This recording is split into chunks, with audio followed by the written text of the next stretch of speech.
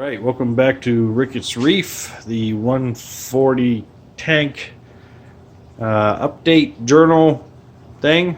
So I think this is like week 3 that I'm on for having water in the display. Yeah, roughly 2.5. Yeah. So, well, the rocks were curing and cycling in those barrels for, since March, April. So I'm still not getting a huge or any diatom blooms that I can notice. I am pumping light onto this thing every single day, full hours, and still nothing. The only thing I am getting, that rock has some brown on it, but it had some brown on it from the barrel, so I don't know what's going on with that. Maybe it was in a part of the barrel that was getting some light. And then if you see there's like a black spot. So anywhere I used that like plastic reef weld stuff to hold the rocks together, I'm getting like a black mold. It could be black cyano, but it's only on the sections with the reef weld. So it's not on any of the rocks. It's not on the bottom or anything. It's just where the plastic is. So I'm a little worried that it's leaching some kind of problematic stuff into my tank. So I'm gonna rub it off and hopefully it stops. Oh, there's the blenny. He's down there. He kind of hides in the rock. He was just out a minute ago. He comes out every once in a while for a bit, see if there's food. I've got a new cleaner shrimp right there. Got the 2 cardinals down there. They're kind of inseparable. And then 2 clowns. They're all buddies. They all seem to get along pretty good. And this is like the cleaner shrimp's garage. So the fish will go in there for tune-up, and then also all the leftover food will get stuck in a jetty there, and the shrimp will just go down and munch it up. And I think he likes that because he can't really walk on the glass. I didn't really figure that as a thing, but it's hard for him to walk on a bare bottom because there's nothing for his little spiky feet to grab onto. Oh, there's the blenny. Oh, don't hide. I like you. Come back. Anyway, so hopefully as coralline grows, I'm not going to scrape coralline off the bottom, the sides, or the back. It'll just be on the display panels that it's going to be a concern for me. Everything else can just grow. I don't mind. Doesn't bother me. So yeah, the chromis, if you notice, I had the 4 chromis in the QT. They are not in the display. And this is one reason why these guys are actually in the display ahead of time. They're fine. I'm not worried about them. They're not showing any signs of any ick or anything like that. And they're eating well. So, I'm not worried about the bicolor or the cardinals. But I was tinkering in that back room the other night. I look down, look up, and all of a sudden one of the chromis is gasping for air at the top of the tank, and I look in closer, and his throat is ripped out, and there's like things dangling out of it. It was quite the, there's a lot of carnage. It was carnage. And so I'm watching, trying to figure out what the heck went on. Maybe he jumped and caught himself on like a wire or something like that. I couldn't figure it out. But then after watching for a while, I start noticing the bigger chromis was swimming up underneath the other chromis and biting their throats right where the ripped throat of that one was. There's the blenny. It's kind of hard to see against the black. Oh, there he is. He's cool. I absolutely love him. I love blennies. So I want to get other blennies, not the same kind, because he was dragging another bicolor around the rim of the tank at the fish store by his tail. So had him in his mouth, he was just pulling him around like he was a plaything. And I got that one. Yeah, so he's cool. But the fish store guy said if I get a different kind of subspecies like a Midas blenny or an algae blenny, that they won't fight. If anyone has any experience with that, let me know, because I really love blennies. I think they're super cool fish. I would love to get as many as possible, and I guess as long as they're different subspecies, I can get a whole bunch. Fingers crossed, hopefully. Touch wood. So anyway, back to the chromis. So it was ripping the throat. This big one was ripping the throat out of these other chromis, and so I go online and I do a search for aggressive chromis, and apparently that's a thing. Apparently chromis can go aggressive, and what they do is they first will kind of kill and take out the other chromis in the tank. They're like the Highlander, right? There can only be one. And if they grow aggro, after they're done with the other chromis, they'll start on the other fish. Like they will actually attack bigger fish than themselves. So it's not something I was willing to deal with for a $10 fish. I didn't want it killing and attacking my 50, 60, 70, potentially $100 fish in the future. So I took them back to the store. Well, that morning after I came down, first I was like, oh, maybe this little guy will live till the morning. You know, maybe he'll pull through. It won't be that bad. He floated to the bottom, was kind of doing the on the side thing. And if you know fish, you know that's not a good sign. But it was bedtime. So I was like, walk it off, buddy. You'll be good in the morning. Yeah, he was dead. So as soon as I saw he was dead, I took the cardinal and the blenny and put them in the display. And then at the end of the day, when I got home from work, I bagged up the chromis, brought them back, and traded them for the cleaner shrimp. So that was my chromis escapade, because had I gotten them into the display tank, and if it was that aggressive to the other chromis and then potentially the other fish, my only kind of recourse would be to either catch them in a trap, which probably wouldn't have happened because chromis are notoriously skittish, or I would have to rip my entire scape apart and try and capture them that way, which you just don't want to do. So, yeah, that's a thing. Hello, Blenny. He has a hole over there that he absolutely loves. This is kind of his area, this stack. He loved that stack. The other thing that I fixed was kind of the sound on this Overflow. I increased the size of the secondary outlet. It goes up there, and there's a hole in the top pipe, so if it ever gets higher than that, it'll create a full siphon suck down.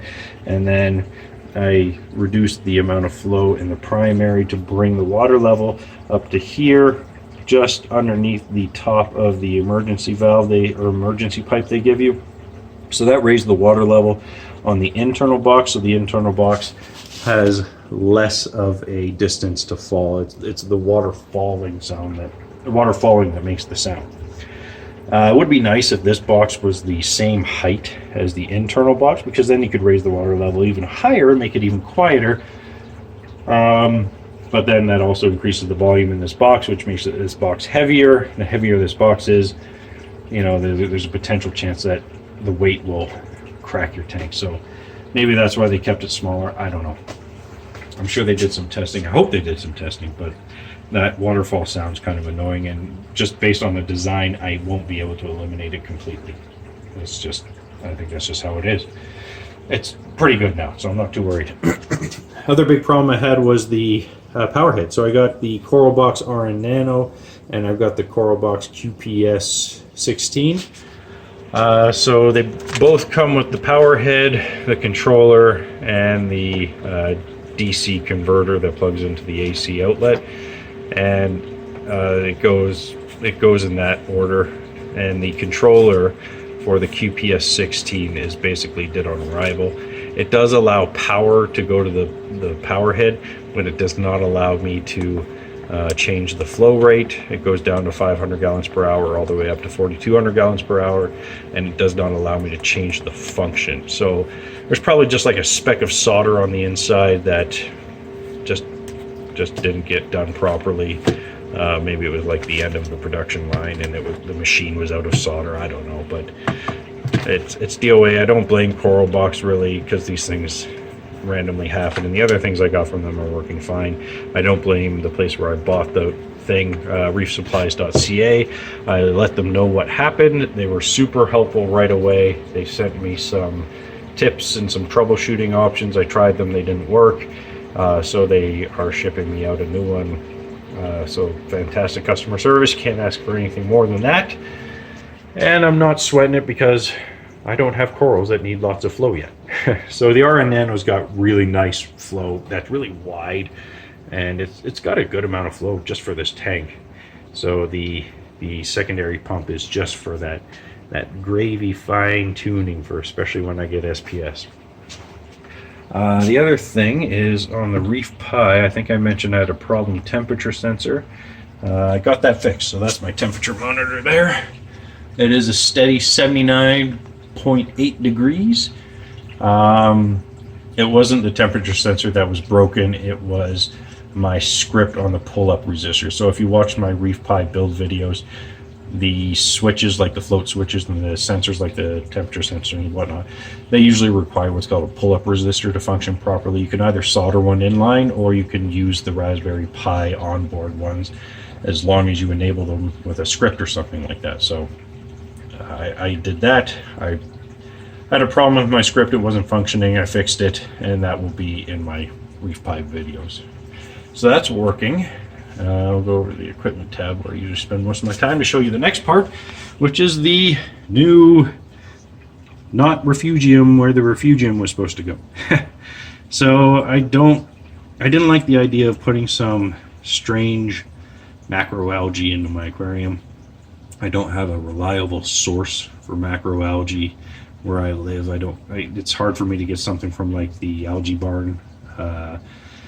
So I do run the risk, if I get a macroalgae from a local fish store or from another hobbyist, to introduce nuisance, aptasia, worms, whatever could be hitchhiking onto that algae quite easily into my tank. And the longer I can keep it neat and tidy without too many pests, the better it will be for me in the long run.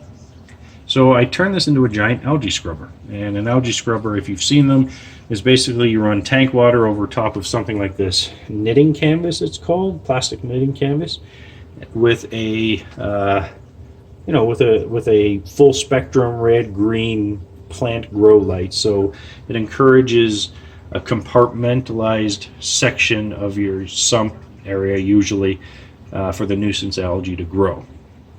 And that's what this is. This is just a really big version of that. Instead of dripping it over the mesh, it is almost completely submerged. It's 2 panels. I've got 2 panels I can just pull out. There, it's a V. I don't know if you can see. I can't get my head in there, but there's a V. The panels are set up in a V on these egg crate frames that are attached to this leftover 3/4 inch PEX pipe that I had from doing my bathroom reno. And actually, I'll turn the light on so you can see. There it goes. So boom, there it is. And I've got this plastic cardboard, which is stopping light bleed into the sump area. And this is a 20-gallon tall Aqueon. This was from Petco. This is the $1 per gallon tank stuff. So a friend of a friend went down to the States, picked up a couple. I was lucky enough to get one, drilled a hole in it, connected black tubing to go to the sump for the outflow to a bulkhead, and I've got a little kind of trap over the bulkhead, so if anything comes off of these panels, it won't go down or get stuck in there.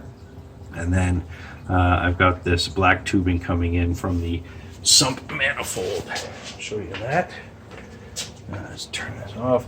It is on a timer in the Reef-Pi, so it'll probably come on in a few minutes anyway, because it's getting late. It's on an alternating cycle from the display tank lights. So that's the outflow from the algae scrubber. And there is the intake into it from the manifold. Socks. I hate socks. I realized I hate socks. I remembered that I actually got rid of socks in my old tank and made a detritus trap. So this one I'll probably use one of those sock rollers, filter rollers. I hate these socks so much that I'm thinking about DIYing one because I can't afford a store-bought one. They're pretty pricey. Like you're looking at like $300 for the lower level ones. So I think I can DIY one with the materials available to me. There are other guys that have done it, so it is possible. The skimmer's working great, except for the fact that I had the outlet hanging into the sump from the skimmer cup tube, this thing. It was hanging into the sump and it was open. So I was draining skimmate into my aquarium for 2 days. Not that much bioload in the system, so not a big deal. It's skimming kind of wet right now to try and catch up to my mistake. Yeah. Other than that, the sump's moving along. I increased the flow rate on the return pump. It was only at like 60%. Now it's at about 75 to compensate for the flow into the algae scrubber. Now the algae scrubber's only been working a couple of days, so there's no noticeable algae yet. And also because I got rid of the chromis, I got a new fish. So we will go into my dirty, untidy fish room right now, which I am working on cleaning tonight. But here we have a sailfin tang, my favorite tang of all tangs. A lot of people find them boring. I don't know. I absolutely love their colors and their patterns and stuff like that. This is just the regular sailfin. It is not one of the Desjardins or however you pronounce it, but it was in a giant tank with one, and this one was beating up the Desjardins. So the aquarium, the fish store guy gave me a deal on them just to get them out of the tank, as well as I helped him diagnose some radion issues. Like I took a look at some of his old G3s that weren't working, so he gave me a bit of a break on him. I also picked up another QT tank. I'm focusing on juvenile fish, so I don't need huge tanks to QT these guys. I only want juveniles or small fish, so I can get a couple at a time and QT them no problem. And then I switch them between tanks every 3 days, so they don't really hit a big cycle stress, and it also breaks the life cycle of any parasites falling off of them and then trying to reattach to a fish, because they've been washed out by the time they birth, break the cycle. So it gives them a break from, say, any ick parasites that they've picked up, and I also get to monitor them for like marine velvet or something like that. So going into the tank, I'm pretty secure that the fish are okay and healthy to go into the main system, because I'll do the switcheroo back and forth every couple of days for roughly 2 weeks. Is my goal is 2 weeks, unless I've got evil throat ripping chromis, then it's going to be a little faster. I have started cleaning this room tonight. It's about 80% done, and that should be done so I can start working on version 3 of the Reef-Pi. So here we are, all moving along pretty good. You know, just gotta get the new controller for that, and I think all the equipment for the display is pretty much done, except for the frag tank, which will be much down the road. So once I get that in there, tidied up. Oh, and I've got this mesh. I'm going to make a mesh top, because I'm also going to want wrasses, and apparently wrasses jump, and I want some firefish. Oh, the timer lights just turned off for the display, and the timer lights for the refugium, the algae scrubber, just went on. So that's kind of where we are. Turn these back on just so we can see its prettiness. And that's where we are. I'll make that. I've got the screen frame for that. I actually bought that for my 90-gallon like years and years ago. That screen has been sitting in a box for like, I don't know, maybe like 8 years or something. Yeah, about that. So luckily I didn't throw it out. I do have aluminum screen frame, which some people say is not good. I'm going to spray paint it with some Krylon, just to give it an extra coating. It does have a coating on the outside, but I can see there are some parts where the aluminum, if it gets wet and starts dripping in the tank, could be an issue. So I'll fix that up. That'll be a project for the next couple of days. It's no rush. These fish aren't really jumpers. There's nothing really chasing anything out, so all good. If you have any questions or comments, definitely leave them below. I will try and do my best to be better at responding to comments and stuff in a timely fashion. I have been crap at that, and I apologize, but I will definitely work on that in the future. And then, you know, also as this tank moves more into autopilot mode, I'm gonna play with video editing again and whatnot, and see if I can tart up these vlog videos, these tank journal videos, to be a little more fun. All right. Later.